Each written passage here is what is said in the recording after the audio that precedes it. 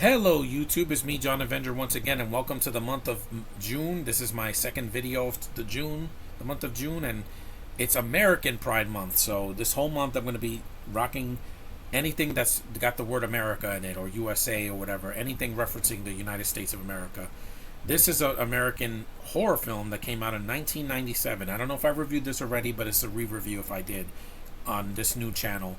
It's a 97 comedy horror movie film directed by Anthony Waller, screenplay by Tim Burns, Tom Stern, and Waller, and starring Tom Everett Scott and Julie Delpy.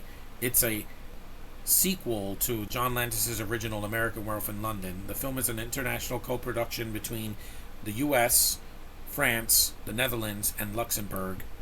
An American Werewolf in Paris. Yes. I think this is underrated. I don't think this is as bad as people say it is. There's no problems. There are plenty of issues with this film. I haven't lost my mind, guys. I know what's wrong with it. Some of the things. The running time is not one of them. This film, it came out in the U.S. It came out on Christmas Day in '97. So it was way before I was even 16. I remember the trailers for it when it was coming out, and the trailers came out in '97. I was like, oh, that looks kind of interesting. It's an hour and 42 minutes. 1 hour, not 2 hours. 1 hour and 42 minutes. The budget was $25 million. Hey, they couldn't do much. This is not the biggest budget in the world. If it was $100 million, maybe the effects would have looked better, but I'll get to that. It made 26. It could have been. It broke even at the box office, so that's better than half of the movies last year, and that's better than Madam Web, right? Yeah, I guess it is. And I like the cast here. Julie Delpy's a beautiful French woman. Don't say I hate her, Josh, because you don't jump to conclusions. Hear me.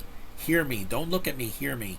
Julie Delpy's attractive. I didn't mind her in Age of Ultron in that one cameo flashback that she had in Black Widow's scene. She's Seraphine Pigot McDermott. That's because she marries the guy at the end. Tom Everett Scott is Andy McDermott. He's the American in the movie. Julie Bowen has a supporting role later in the film when he gets to France.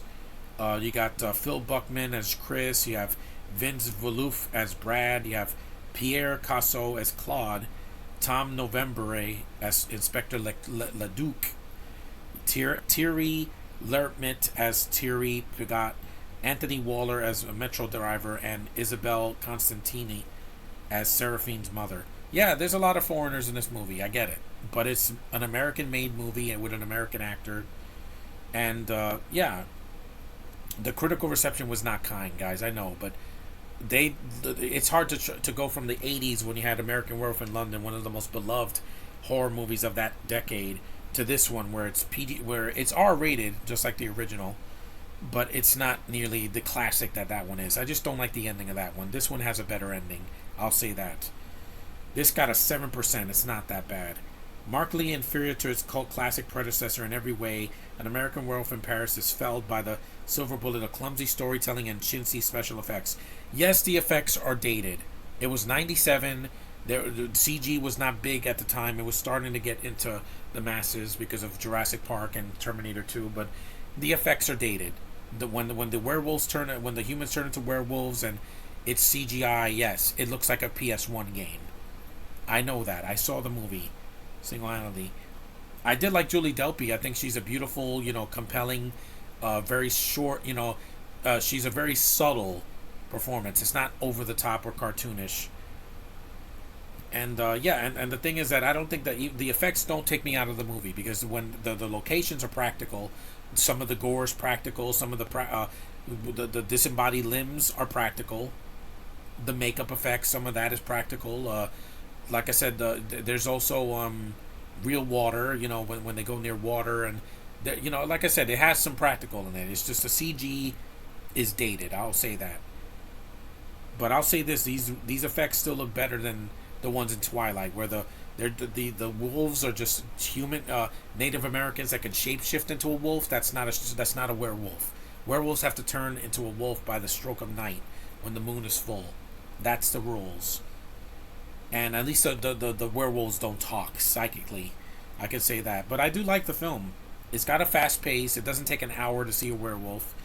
And like I said, the gore is good. I think the gore, it's R-rated. You get to see Julie Delpy's beautiful white bosom, so that's always a win. And it's short. It, like I said, an hour and 42 minutes. It didn't feel like it was taking forever. Some of these horror movies now are like 2-3 hours long. Look at It, Chapter 2. Look at the freaking Doctor Sleep. Look at the recent movies that have come out. They're usually like 2 hours. Why?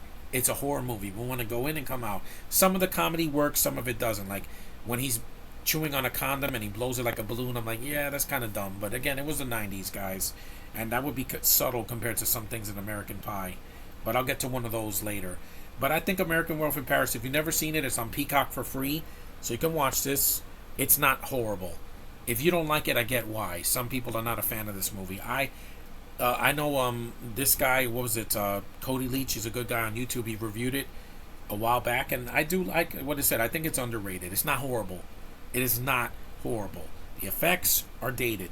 Just go in knowing that they're not going to be as good as the CGI in some other movies like that have recently come out. But even then, for $25 million, I've seen worse than this. I've seen $100 million movies where the CG looks even worse, and you see it more. Here, it's frequent, but it's not in every scene. But like I said, as a standalone sequel, I think it's fine. It's a decent watch. The ending is sweet. They get married, they jump off the Eiffel Tower, they don't die, so it's not a downbeat ending like the original. And the performances I thought were fine. The location was fine. It was a new location in Europe, and it did something different. It's not a remake of the first one. I give it, a pass for at least doing a different take on the American Werewolf story. And there's no Bintos in it, so that's a much bigger plus than half of the movies I saw last year. But anyway, that's my review of American Werewolf in Paris from 1997. I think it's underrated. I'm going to watch it again, possibly by Halloween, and give it another shot. It's been a while, but I like the film for what it is. It's not horrendous. I have seen way, way worse. And even half the horror movies this year are worse than this, like Night Swim and all that, or Tarot. This at least is watchable, so watch it at your own discretion. See you in the next one. Acknowledge me, and I'll see you next time.